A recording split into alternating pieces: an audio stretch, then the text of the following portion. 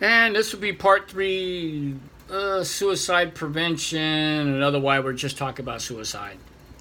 Because of the 2 previous videos we talked about, there are a number of different things. And looking at the statistics compared to veterans, that the younger generation, the millennials, is killing themselves off by the bucketful. They have other things going on besides bullying, suicide, peer pressure.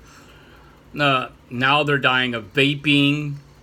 You know, they're fucking their lungs up. They're doing this and that. Financial ruin, all this other stuff. And they can't get jobs because the mother and father told them they were special, that their liberal arts education degree is going to get them a six-figure job per year that requires them to do little or nothing. Those are some of the things I heard about why millennials are committing suicide.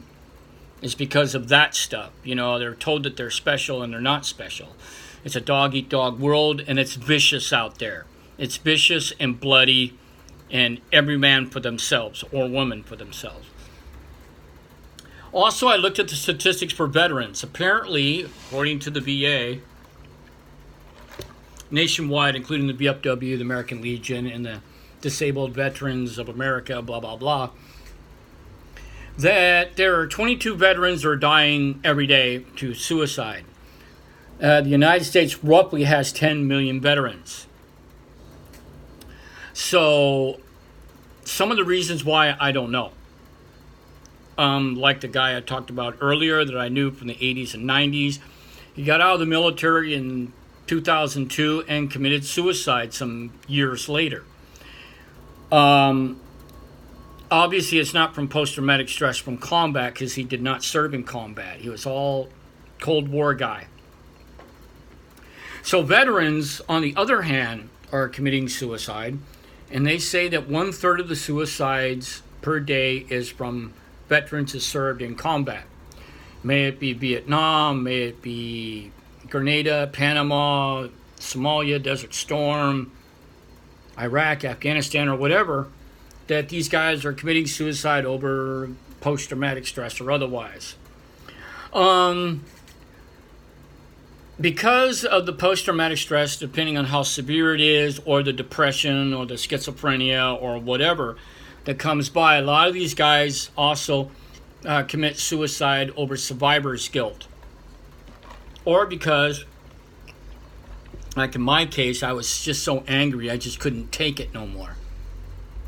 I was so angry with the world that I just wanted to just go completely friggin' ape shit. And unfortunately, for some of these guys, it's just the way it was. And the veteran suicide, again, is up there.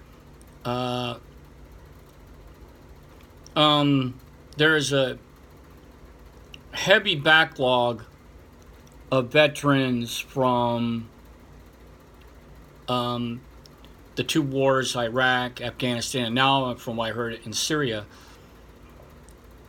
that the backlog to see a mental health doctor is backed up by 6 months. In some cases, I've heard as long as a year.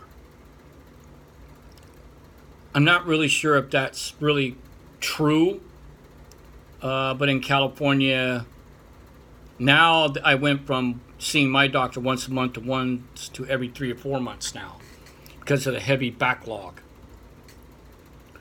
And a lot of these guys end up committing suicide.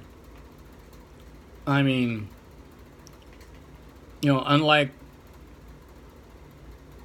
the Vietnam veteran guys who have seen a lot of combat, a lot of those guys, they just drank and did drugs and, to help numbify their feelings. Some of those guys end up being criminals, end up joining biker gangs and, just doing crazy stuff.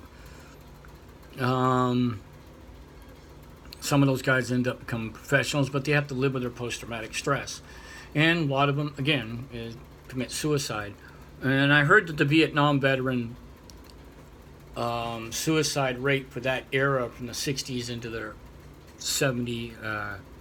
mid-70s, later 70s, was about 8% of the Vietnam veteran population at that time. And that's quite a bit if you actually really look at it. So, I don't know. Again, we should talk about prevention. What do you do about it? Especially the veterans. Take your pills and be good little boys. That's what my doctor tells me. My doctor basically is a doctor with a badge. You know, you got cops telling you, be a good boy and you won't go to jail. Don't do anything rash. Fast forward to my doctor wearing a white coat with his glasses. Be a good boy and stay out of trouble.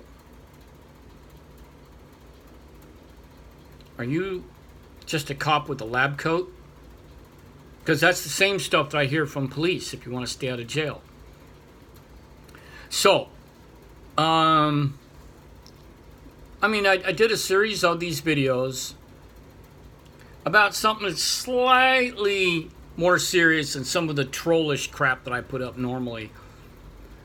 And I kind of figured it's might be important for anybody.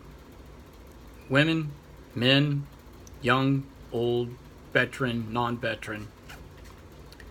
That your life is precious. Now as for me, I try to live my life very much so. I try to stay healthy, stay out of trouble. You know, I'm trying to at least try to make it to 80, you know, like most people in my family. And I don't want to have to commit suicide because of something fucking dumb.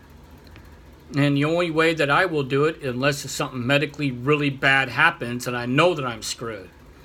But still not an excuse. Fight to the end, even though you're paralyzed or in a bed or whatever. But ladies and gentlemen, rethink before you act. Think about it. Try to see the future in any and every situation that gives you those dark thoughts. And just maybe you'll pull through it and live a longer life. Hua.